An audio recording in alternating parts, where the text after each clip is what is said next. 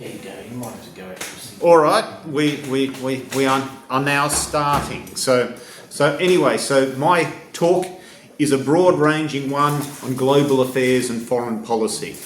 There's a lot to cover, and I have to make some hard choices. It's my personal tour, and so I might leave things out that you find important, or only touch on some things briefly. And you may, of course, even disagree with me, but please accept that. I'll be making the best synthesis I can, and I'll do my best to facilitate you if you actually want to give your own talk. I'll look at some of the problems with Australia's relations with its neighbours, and then other areas of conflict and interest internationally. Along the way, we'll take a look at the history of the Cold War, including the USSR and the US, and then also China and the Middle East. I'll be focusing on inconsistency and selectivity, and also consider whataboutism. I'll be talking a bit about Israel and Iran, but I'll be focusing on things you might not be aware of rather than current issues. For those in Sydney, you can hear more, hopefully less meandering, at Speaker's Corner on the third Sunday of each month. There's also my website and other speeches you can see on the Fusion and Australia Pirate Party YouTube channels. I'll point out that I'm involved with the Fusion Party and have stood for election. While drawing on this background, this talk is nevertheless my own point of view, and you should consult our websites for more detail. I'll mention it again a few times, but I don't plan to dwell on it. Let's start with Australia. While you might think we're principled, look after each other, and are good to our neighbours, foreign policy is very different. In fact, we do the dirty on others so often it's not funny. For sure, there's worse nations, but the idea we're the good guys is just plain wrong. We've done the dirty on Timor-Leste, spying on them with the ongoing debacle around Witness K and Bernard Collaery. While we owe East Timor from World War II, we take the US debt a lot more seriously. We selectively nuzzle up to and seek favours from the powerful. Foreign policy, and indeed politics at large, are steeped in hypocrisy and contradiction, often the slave of corporate interests, or our own ally, the US.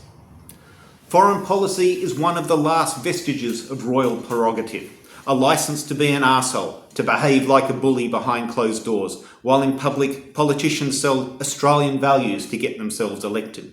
For sure though, the issues with Timor-Leste go back decades on both sides. Go back far enough and you had the Indonesian mass killings, covered in the movie The Act of Killing. There's also the Balibo 5. You also have Bougainville, where there are credible reports of the PNG military using Australian-supplied helicopters as gunships, which was not agreed to. This was actually reported on by a previous Vice President of the New South Wales Humanists, Waratah Gillespie, so in this particular book here. Now, she's since passed away, but her narrative, if you look at that book, was how at times the dark corners of the Australian administration, special branch and similar, took a direct political interest in an individual who was causing trouble on the international stage. There's resources in West Papua with credible stories of CIA manipulation. It's mostly the result of financial interests or a blind focus on economic gains, or else we're kowtowing to the US. At times, our help is genuine. We don't want our neighbours to become failed states, and we have government officials serve sabbatical overseas, which is a small part. But there's also a self-serving tinge, as when we helped our neighbours in order to stop China from getting a foothold. And we can wonder if nations really do need our infrastructure, or whether it's just a subsidy to our engineering and construction firms. While mostly outside the public eye, foreign policy can become controversial, like policies around immigration and refugees. I'm concerned about how our economy leans on development propped up through immigration and struggles to keep up with infrastructure, and do think about controlling our immigration numbers while also being mindful of our international obligations. First, because refugees are about 10% of our total intake, I'd be happy to both double the refugee intake and halve the total intake. And second, I'd want to push our foreign aid budget up towards the UN recommended level of 0.7% of GDP. Our tax system shares the burden of our international obligations reasonably equitably, but not without controversy. In any case, it's a fairer sharing than struggling with the lurching and unevenly spread impacts that result from immigration. Okay, all making sense so far? Want to stick around? Okay, all right, I will continue. Okay, into the mix, Fiji's Prime Minister sees his nation as the canary in the coal mine when it comes to climate change, and our neighbours have concerns about being flooded over time. It's a particular problem for Tuvalu. But for practical reasons, I'm going to try to avoid focusing on this issue. I will observe, however, that China is moving ahead strongly in terms of renewable power and is willing to engage with its impacts on the international scene. And in order to be taken seriously by Europe, it helps if you can show you're serious about climate change. I say this only as a rejoinder to those who focus on the costs of climate change without considering the benefits. I've spoken so far about our region, but we do tend to get drawn into distant conflicts and issues. We end up tangled with the US and the hypocrisy becomes more apparent. There's lots of injustice, but we focus on particular nations for other reasons. You have selective humanitarian intervention. There's a great many conflicts around the world. There's the obvious ones, Ukraine, Gaza, Iran. But there are others, such as the conflict in Tigray in northern Ethiopia, where locals have had a decades-long struggle for independence against the Ethiopian and Eritrean governments. We've had 150,000 casualties and 5 million people facing starvation as a result of government blockades. We can also consider the proxy war in Yemen between Iran, Saudi Arabia and the US, which has caused hundreds of thousands of casualties. In Sri Lanka 10 years ago, over 100,000 Tamils were murdered over a few days. Cambodia had the killing fields, and Indonesia its mass killings.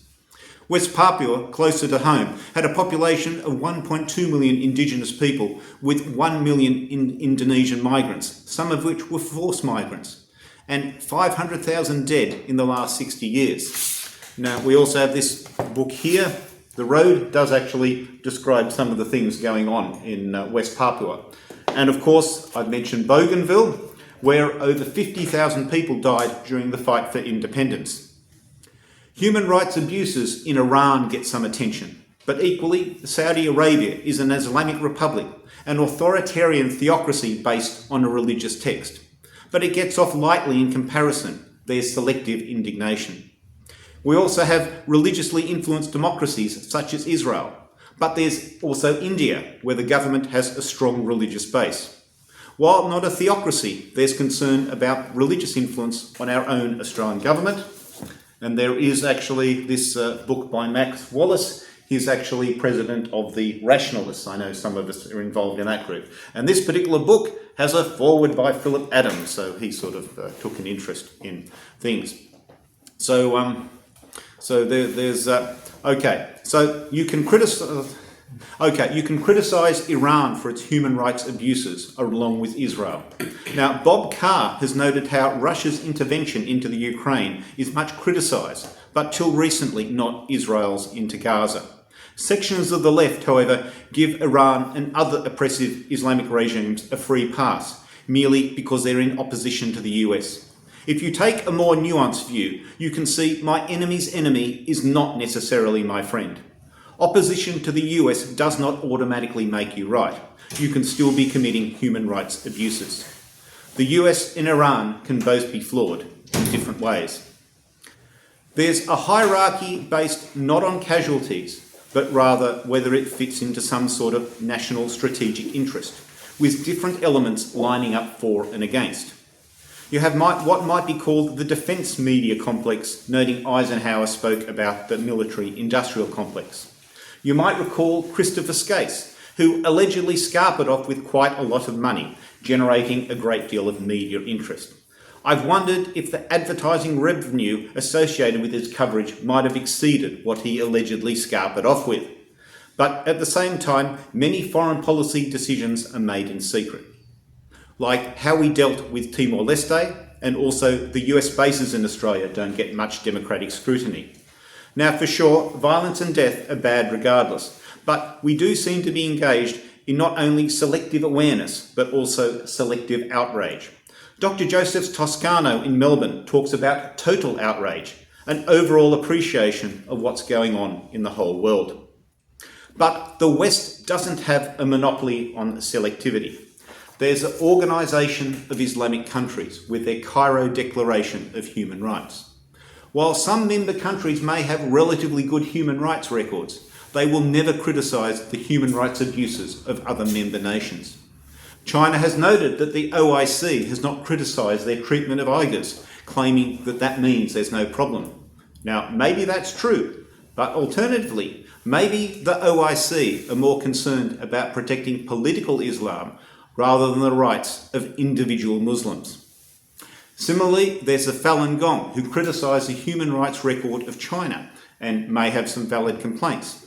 Nevertheless, they side with Israel, not Gaza or others, when you'd otherwise think they'd side with a marginalised group oppressed by a bigger state, mirroring their own situation. Of course, they're free to make their own choices, but to me, it seems their focus is on anything that opposes the Chinese government, rather than protecting individuals from abuse. Because the US is opposed to China and Israel is an ally of the US, Falun Gong sides with Israel. It's an extension of the notion that my enemy's enemy is my friend, where here, my enemy's enemy's ally is my friend. Going away from global politics, though, let me tell you about what got me first thinking about selectivity. In the New South Wales Skeptics, they'll welcome your non-qualified, unqualified, non-professional support if you support vaccination. But if you talk about the influence of attitude on cancer, something with a degree of statistical credibility, I have that in this book here, your credentials will be carefully scrutinised. It's part of the same family, so-called selective call for rigour, and you can see it in many places if you care to look. There's also whataboutism. Now, I'll certainly make my criticisms in the shadow of much injustice everywhere, and people might ask, what about other abuses? My defence is partly that I try to make an independent, dispassionate analysis, separately to public indignation. I don't claim that the injustice I focus on is a great or grand injustice. It is invariably one of many. But I choose to spotlight an issue, not because it is hard to think about too many things at once, and because it is an area where I feel I can personally make a difference. In addition, there's also moral proximity. It makes sense to be more concerned about the sins of our supposed allies, rather than random nations we have less to do with.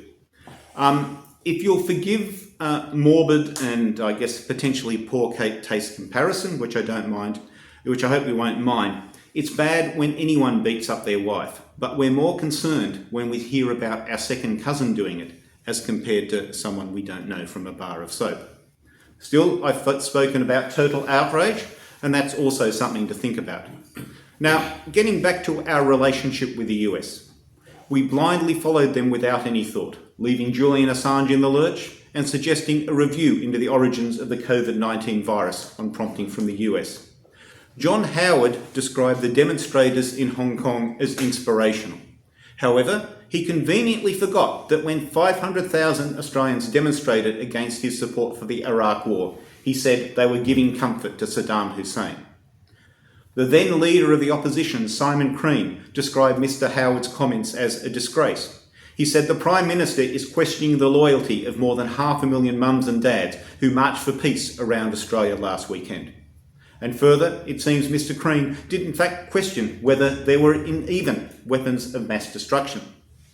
Speaking of Saddam Hussein, while at one point we didn't accept refugees, half a year later we were attacking Iraq, notionally because of WMDs, but also because his regime was suddenly now worth attacking. And while Howard wanted the inspectors to look at Hussein's palaces, he didn't want them checking out his own refugee camps. We could have done the Iraq war better. Howard could have done due diligence and perhaps found the US plan lacking. Forces took time out to secure oil, not cultural assets. The US did not keep track of foreign casualties, only its own. While WMDs were a justification, they made no attempt to secure the nuclear installations where such stocks might have been kept. If Howard put a bunch of smart people in a room, including in particular sociologists and anthropologists with security clearances, and a few military, bureaucratic and academic types, I wonder if they would have asked, what if there's no internal coup? What if the government administration does just crumble? What if there's civil disorder and looting? And another one. If there's potentially a lot of civil disorder and looting, what about securing cultural assets like museums with the same vigour as you're securing the oil production bureaucracy? But Howard seemed to go mindlessly along with the US plan. As I noticed, one expectation was that there would be an internal coup, leaving others to negotiate with. But in fact, the whole state just collapsed entire. Some say sanctions contributed, reducing structural integrity in the lead-up. In fact, prior to the invasion, you might remember US spokespeople saying, "We believe in regime change by whatever means." I suspect they were desperately trying to dog whistle to others in Saddam's court, begging them to initiate a coup. But whatever else you can say about Saddam, he was smarter than Stalin, and it would have been easier said than done. We can briefly contrast the UK to the US. While the UK had its own problems and its own colonial legacy, I nevertheless see a contrast with how Field Marshal Allenby conducted himself when he entered Jerusalem during the Great War in December 1917. Together with his officers, he walked into the city and impressed the locals, in contrast to the Kaiser's entry in 1898, where he didn't in fact walk in. I'm not sure it was his car or horseback, but he didn't walk in. Or he did not walk in. His proclamation of martial law was done with respect and an undertaking that all citizens would be able to go about their legitimate business and legitimate worship, respecting the local cultures and religions. While there's the cliche of the upper class twit, as encapsulated in the Sykes-Picot Agreement, privilege was not wasted on some individuals, such as Allenby. The US commander could have made the gesture of speaking of the long and noble history of Arab culture. But further, if you were going to demonstrate you were moving on, you could have avoided torture and political prisoners. But no, there was Abu Ghraib. So much for that opportunity. In fact, had Claire Short, a UK parliamentarian who had her doubts, been more involved, maybe there would have been no Abu Ghraib. Then the US cut a swathe through the existing administration and economy, making many people unemployed. You can see echoes of what the US did in Latin American countries or Russia's shock treatment. In all cases, there are unintended consequences, people waiting in the shadows to fill the gaps. In Russia, the oligarchs purchased shares from starving people who did not know the value of what they had or just how they were supposed to participate in the magic of capitalism. And in Iraq, the unemployed found a place in anti-US insurgencies. Now, look, Saddam was a nasty piece of work. As reported in a book about a refugee, here we have the people smuggler, Saddam's regime claimed dissidents to prison, and the list goes on. But more often, human rights violations and defence of sovereignty are the excuse, not the reason. Again, you have selective humanitarian intervention. And we can wonder if, as vicious as it was, whether blundering in as we did actually improved the on-the-ground situation for Iraqis. Saddam was evil, but he was not aggressive in the way the US made out. He was not a threat in the way the US made out. Kuwait, which he invaded, is in fact an artificial creation. But I don't think US hypocrisy justified Saddam's actions here either. At the time, Kuwait was pretty enlightened for a monarchy, even if it was an artificial creation. Still, there are a lot of nations like that in the Middle East. It has degenerated since, but for a time it was pretty good for a monarchy and was definitely worth keeping. How did the US get it so wrong? One answer is that they deluded themselves, but maybe there were concerns about such a large monopolistic oil producer destabilising the region. The US are a dubious global power, but they can sometimes do good. Most obvious is the support of the Kurds in Iraq and Rojava, but there are other times as well. Somewhat controversially, I think the intervention in Kosovo and Somalia could be justified. But for the most part, the US are dubious. While wanting a rules-based order, they've long thumbed their nose at the International Criminal Court amongst other international institutions. They want a rules-based order, but only if they're the ones making the rules. The WikiLeaks cables describe how the US subverts international trade, leaning on international intellectual property laws, amongst other things, to support its own corporations. This brings up a related concern, the use of tax havens for tax avoidance, but it's too much to talk about now. To be fair, it seems the majority of US citizens would not approve of a war for oil, but they can be drawn into a war for claimed moral ends. So separately to the political elite, it's worth recognising the moral standing of the average US citizen. Now, before I talk more about the skeletons in the US closet, I will recall the Soviet Union at its worst. Initially, if you did something problematic, you would be executed outright. Later on, there would be a panel of 3 judges who would stamp the documentation for your execution. Then, somewhat more leniently, you might be sent to a gulag for 10 years, and there was a reasonable chance you would not survive the trip or the sentence. Further on, you might be locked up in a lunatic asylum because only the insane would not believe the story of communism. Lastly, if you were politically inconvenient, you might be shipped off to an anonymous township in Siberia where you would actually live out your days comfortably, but in comfortable irrelevance.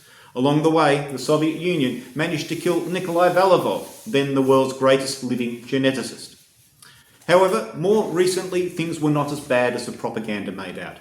Consumer goods like washing machines were durable and well designed, outside the shadow of commercial trade-offs and planned obsolescence that we have in the West.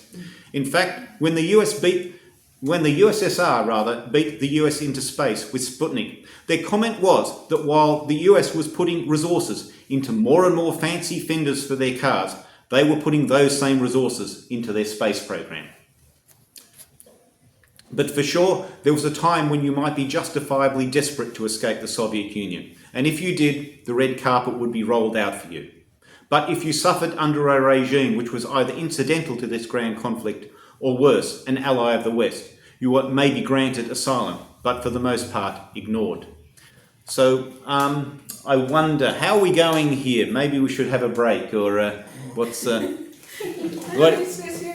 You can finish it. Okay, all right. I have been some encouragement to. Okay, so all right. Okay, maybe I'm repeating my sentence, but I'll go back, or my paragraph, but I'll go back to here.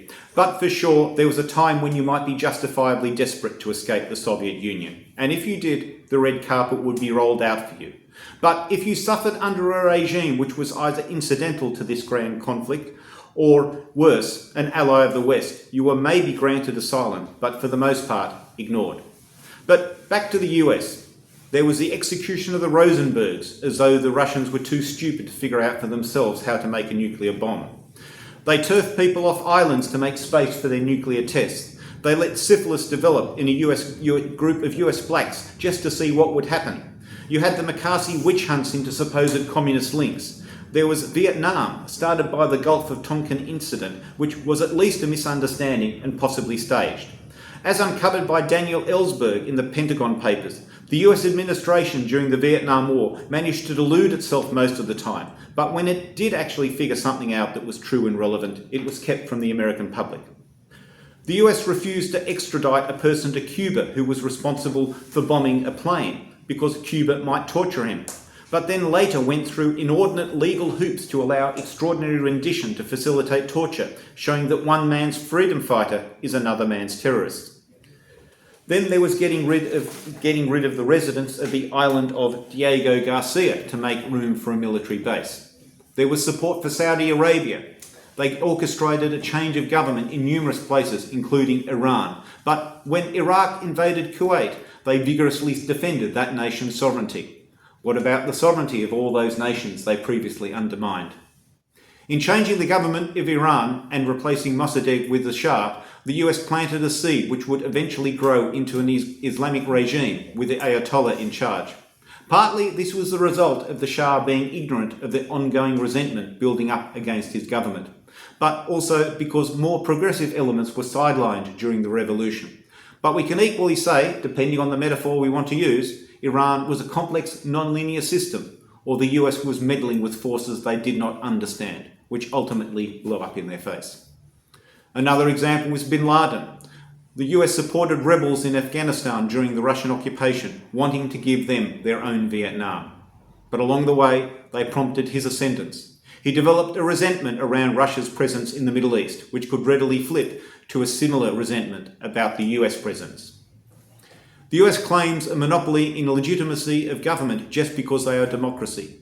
Their own Freedom House makes a reasonable assessment of internal freedom, but not of international credibility, internationalism, and foreign policy hypocrisy, a different thing to being a democracy.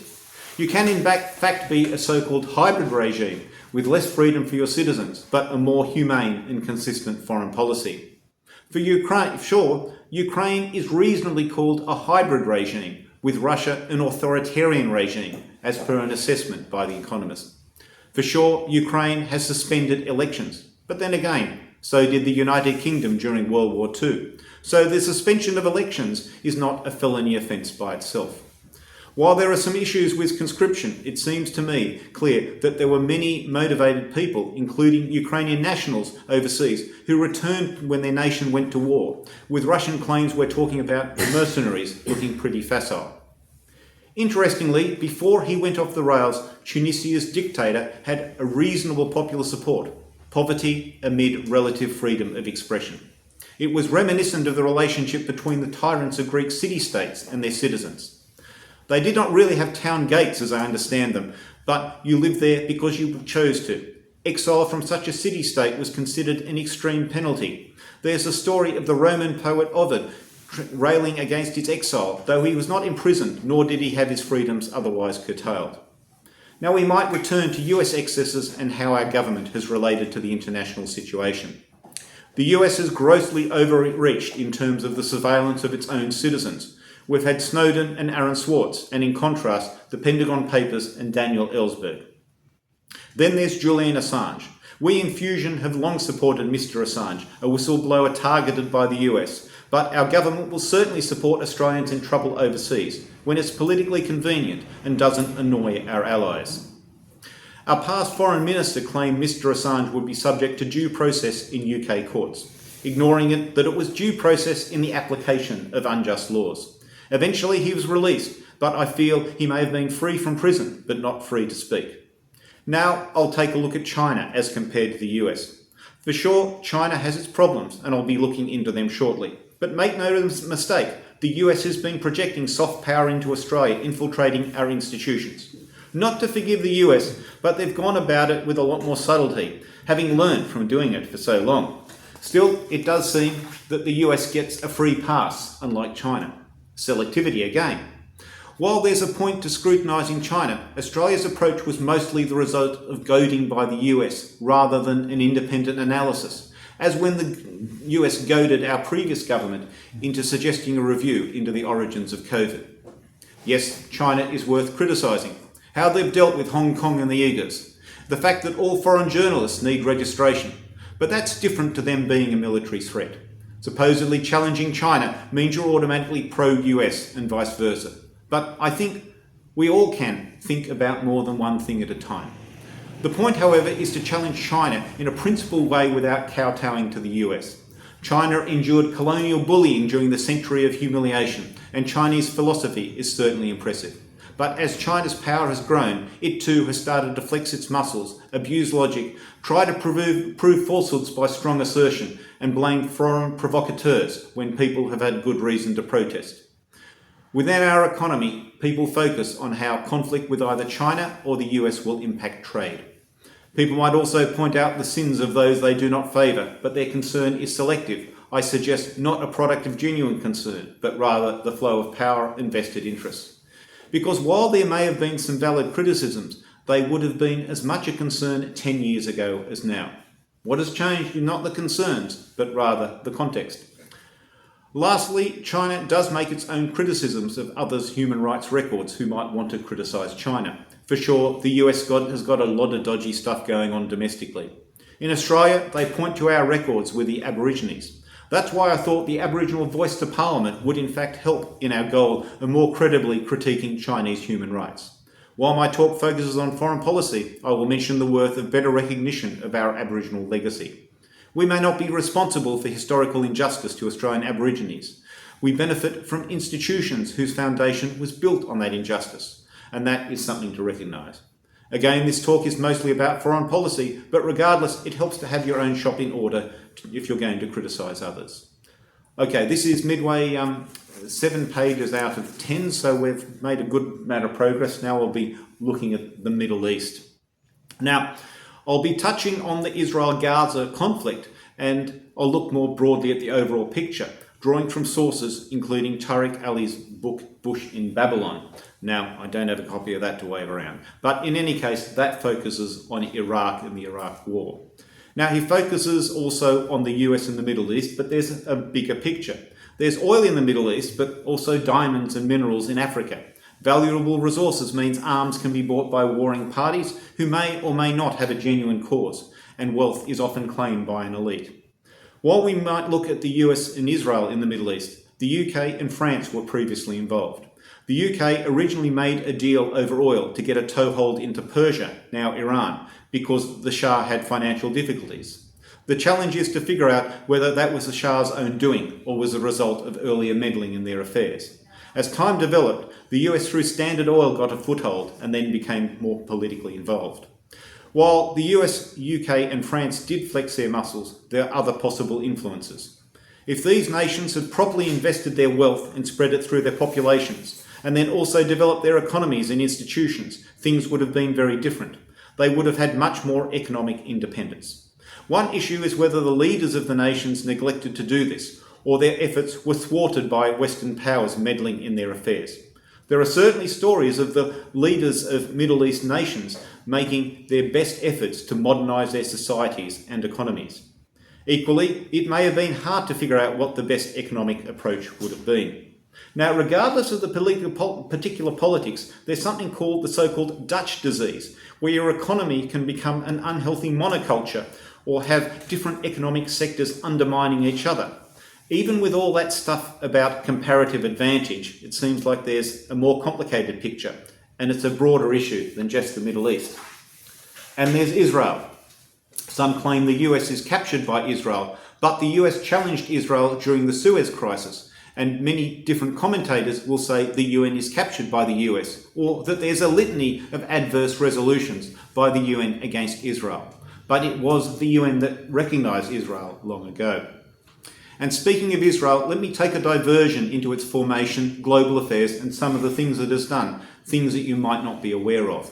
So I don't wish to be overly distracted by current concerns, so that's what I do want to focus on. But in any case, there are two historical aspects to Israel apart from its formation. The first is the Sykes-Picot Agreement, where an arbitrary line was drawn with the objective to give the UK interests a buffer zone and throw in a few things to sweeten it for the French. The second is the UN vote for the recognition of Israel, which interestingly Australia voted in favour of while the UK abstained. Originally, nonconformist Christians, more steeped in the Bible as compared to Greek literature, as were other British Christians, sought the return of the Jews to their claimed homeland. Chaim Weizmann impressed the Brits with his approach to the synthesis of acetone for munitions, and the Jews fought in the British Army as the Jewish Legions and also at Gallipoli in the Zion Mule Corps. Together, these influences made the UK support the formation of Israel, though by the time it formed, they had enough of administering the region, and that's covered in this particular book here. So, as far as Gaza in Israel goes, I don't want to dwell on them, but do observe that the Israeli approach denies the principle of proportionality and the prohibition against collective punishment.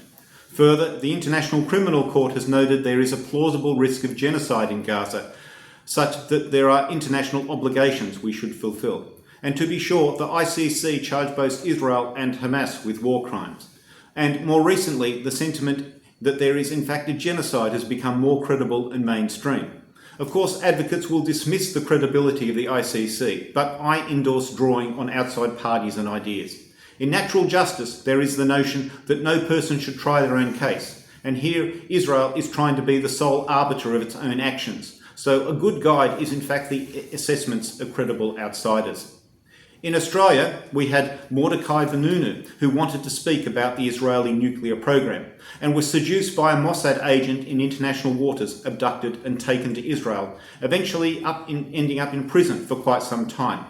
You might recall the controversy about Mossad agents claiming the identity of dual nationality Australian-Israeli citizens. Going one step further, in New Zealand, Mossad agents committed the identity theft of a disabled person. This eventually went to New Zealand court, where Mossad was ordered to pay the associated charity tens of thousands of dollars.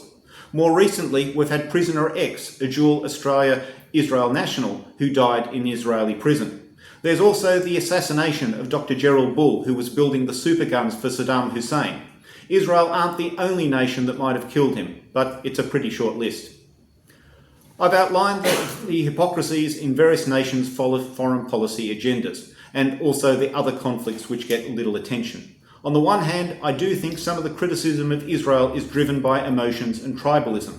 I don't feel that's anti-Semitism though, because, well, a lot of political debate is driven by emotions and tribalism. For sure, an attempt to critique Israel will get accusations of anti-Semitism, something I disagree with. It is possible to criticise Israel without being anti-Semitic, but there's a question of why you're not engaging with the numerous other sources of human rights abuses, whataboutism coming from the wings. Still, there is one way in which a critique of Israel is justified.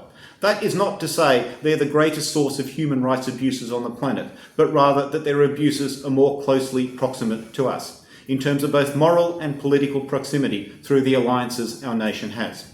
One past comment resonates with me.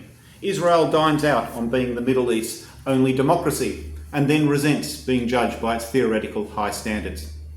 Having now diverted into some historical and other elements of Israel, it's worth noting that Saudi Arabia, along with other OPEC members, flexed their muscles during the conflict with Israel. In fact, at one stage the US contemplated the invasion of Saudi Arabia. There's a so-called Cold War between Iran and Saudi Arabia. Yes, the US historically did have its mitts all over Iran, but not now. The Ottoman Empire was Sunni, but did not reach as far as Persia, what we call Iran, or much of what was occupied by the Sauds. Iran ended up with a religious rule based on Shia Islam, while the Saud developed Salafism within Sunni Islam and within a monarchy, the result of a consolidation of territory south of Persia, together with some vestiges of the Ottoman Empire, including Mecca and Medina. Certainly, neither Iran nor Saudi Arabia are free nations, but they do flex their muscles and are in conflict with their own agendas. It does seem, however, that the US foreign policy over Israel and Palestine meant the US occupation of Iraq had no credibility. Even with the brutality of Saddam Hussein's regime, it seems they were not welcomed as liberators. It seems this lack of credibility was echoed in the policies of the communists in the early formations of Iraq, which also takes us to the origins of the Ba'ath Party, which was a reaction to the convenient concerns of left groups in France, who worried about the oppressed workers in France, but were blind to the oppression which resulted from French colonialism. You might say proletarian internationalism was betrayed. So Baathism was anti-colonial, nationalistic, and a reaction. At times it had a left character, but there was also the sentiment of unity of all classes against foreign powers. So at times the ideal of unity in the face of colonialism trumped class differences. While many communists in Iraq worked stridently on behalf of workers, Soviet-Russian influence was problematic. They only supported the UK and French against fascism after Germany attacked Russia, and also ceased resistance to the occupying UK and French forces during this time, and supported Israel in line with early Soviet policy. The Soviets later polarised against Israel as it sided with the US during the Cold War. They supported the Arab nations during the Suez Crisis, and some feel they prompted the Six-Day War. It seemed the communists in Russia sacrificed colonial independence for parochial Russian goals, rather than their supposed goals of a global workers' liberation.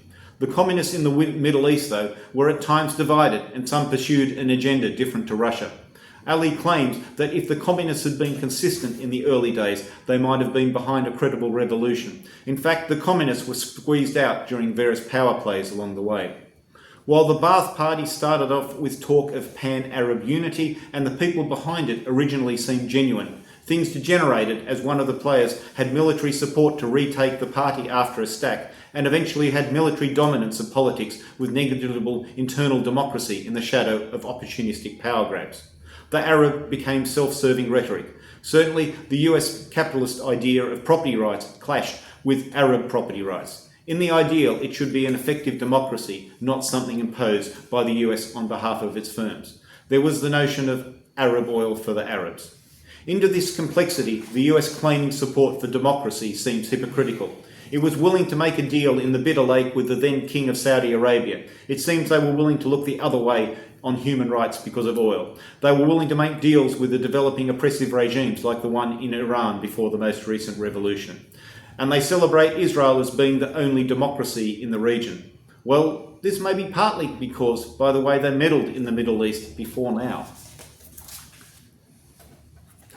In history, the UK tried to manipulate Arab nations that were siding with the Nazi Germany, or they wanted to hold back the influence of socialists. And then there was the Cold War. Do we blame the US for participating in the Cold War? The US did make deals with Saddam in Iraq when it was convenient. Still, Saddam was smart enough to play the superpowers off against each other. Now, about to close, I have not said much about AUKUS or submarines or our participation in international military industrial ventures. And I've not really commented on recent visits by Chinese ships to nearby oceans. And I can only say so much here. Suffice to say, there's a lot more that can be said, but it's a wide-ranging field, and I can only say so much in one talk. But in closing, foreign policy is a way of being an arsehole, of abusing the truth, of flexing your muscles, or while beating your chest to claim credibility. This is true regardless, be it China or the US or Australia. We need to engage with the problems in the US global position and in criticising China. This does not mean that we thereby endorse the US or even our own foreign policy. At the same time, we should not deny our own hypocrisies. Surely we can think about more than one thing at a time. In Australia, we're not perfect and do not always realise our ideals as well as we would like to. Who is?